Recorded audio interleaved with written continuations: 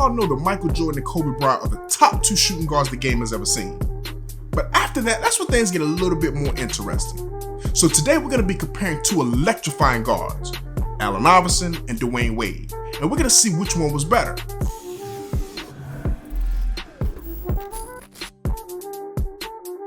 Welcome back to Journey of a Ballaholic, the best talk show for basketball addicts. I'm your host, General Hannibal X. Now listen, if you're looking for passionate and in-depth analysis on the hottest NBA and college basketball topics, make sure you subscribe to the channel. And make sure you also tap that notification bell so that anytime I drop a new video, you'll get that update, which is every Monday and Friday at 6 p.m. Eastern Standard Time. All right, let's go ahead and break down the criteria that we're going to use to compare these two great players.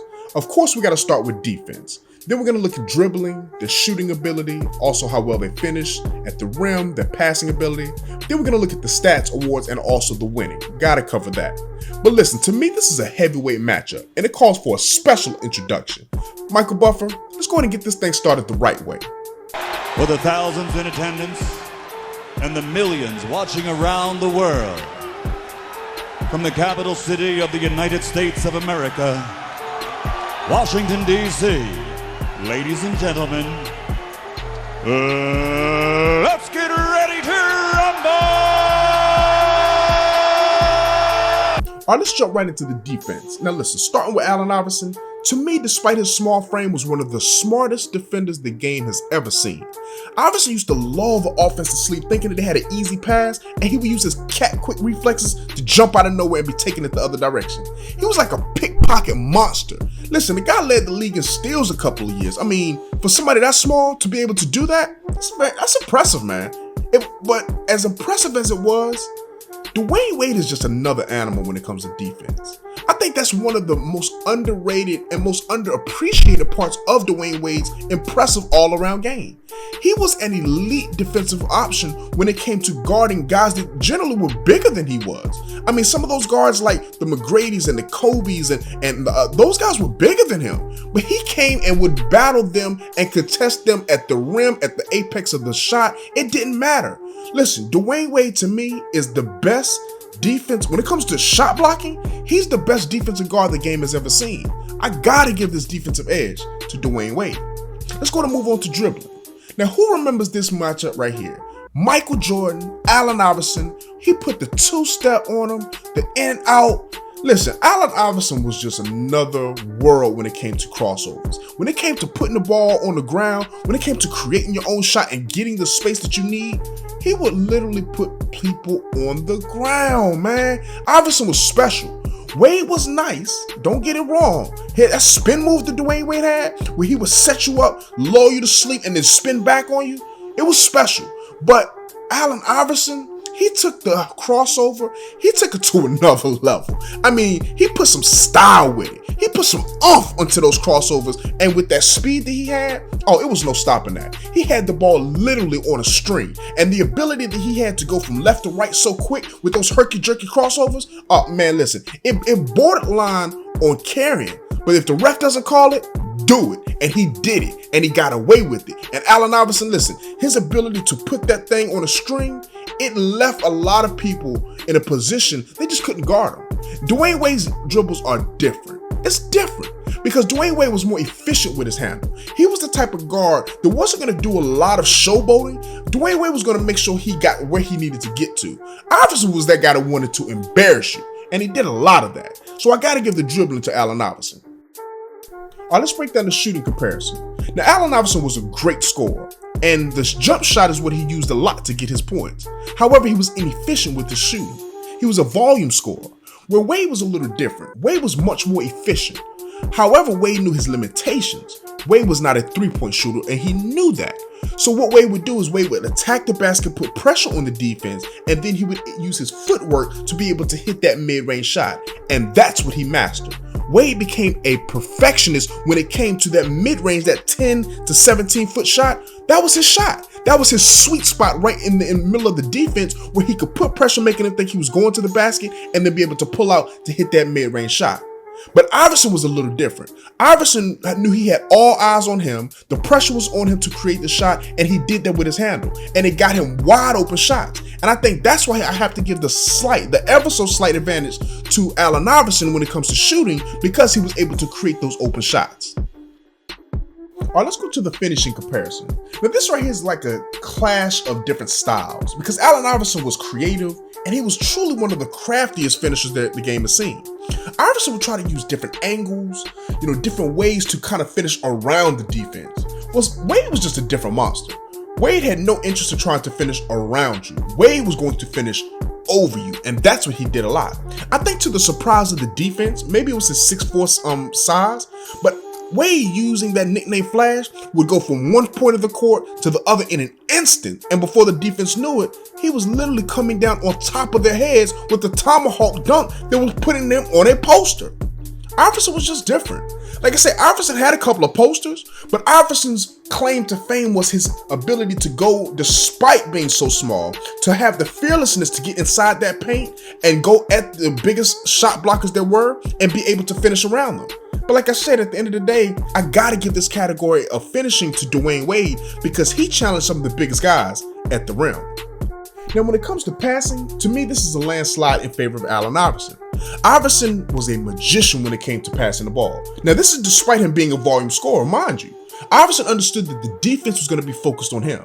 And Iverson took advantage of that, not with fundamental passes. You didn't see a lot of two-handed chest passes or two-handed bounce passes.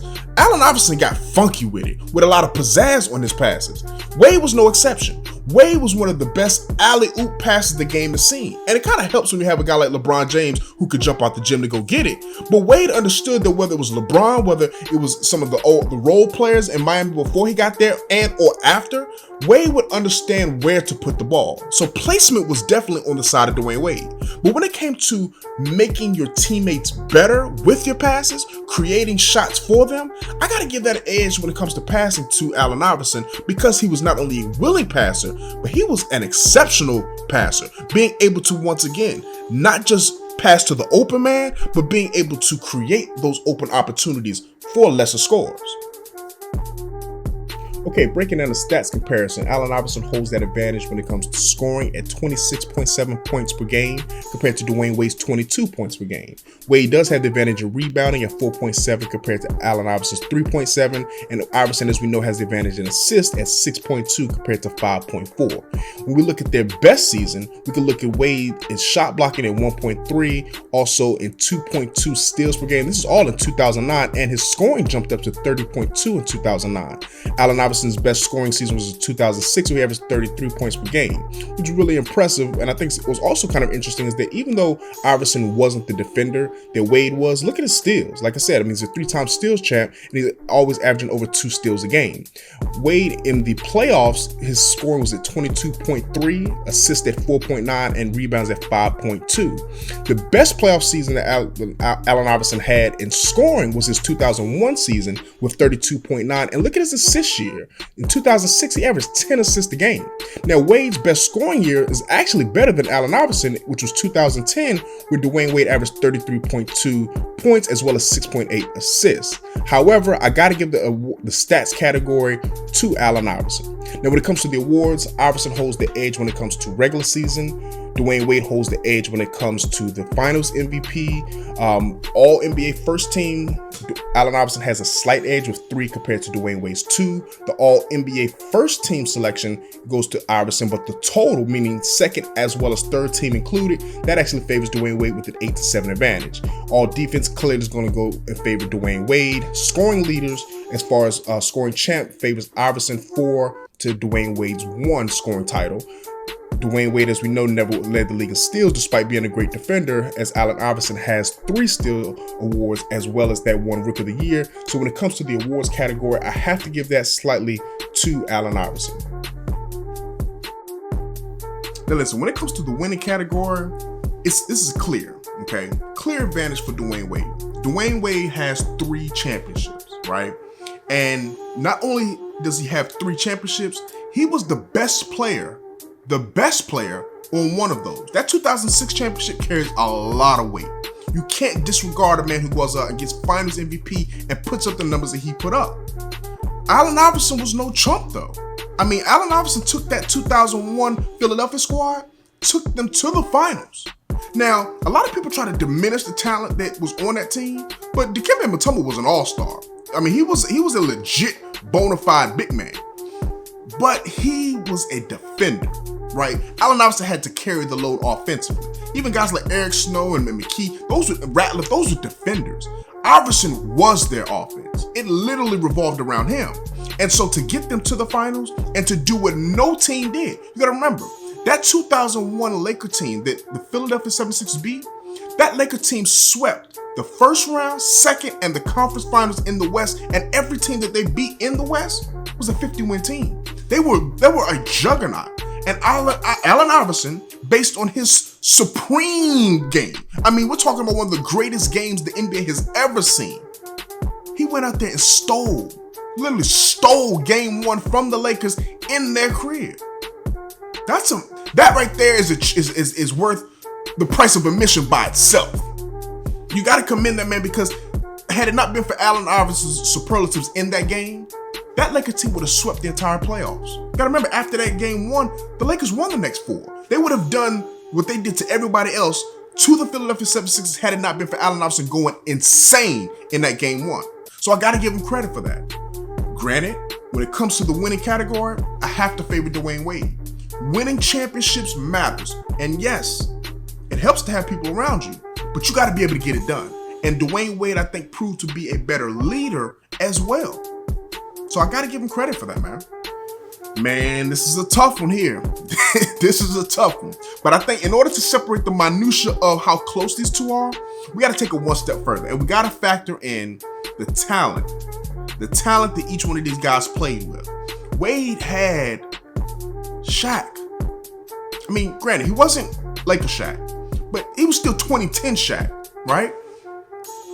Iverson had Mutombo. Wade had LeBron James in his prime and Chris Bosh.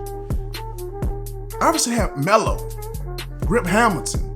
It's just not the same. I think the talent favors Wade that he played with, but I think the talent that they played against actually favors Iverson. You gotta remember, Iverson played against Jordan when he was with the Bulls. That 96, 97, 98 Jordan. He played against a young Kobe that was dominant in 01 through 02, right? He played against a prime Ray Allen with the Milwaukee Bucks and the Seattle Supersonics. He played against a young T-Mac. So I'm just saying, I think even though, once again, you know, Wade he's played against his fair share as well. James Harden's been no joke. He played against Kobe Bryant in his prime. I mean, both of these guys have battled against elite guards, specifically two-way guards at the two position. But when it comes to the talent that he faced, the competition that he played against, the competition or the talent he played with, I got to give this edge as far as, to me, the better shooting guard, the one who wore the number 3 the best, has to be Allen Iverson. It's close, but I've got to go with Iverson. What do you think? Who do you think was better, Iverson or Wade? Go down to the comment section below and you let me know who you would choose to be the best number 3. But at the end of the day, I sincerely appreciate you coming by to take a look at this video again. Please make sure that you subscribe to the channel, hit that like button, and tap that notification bell so that you can stay updated with the journey of a Ballaholic.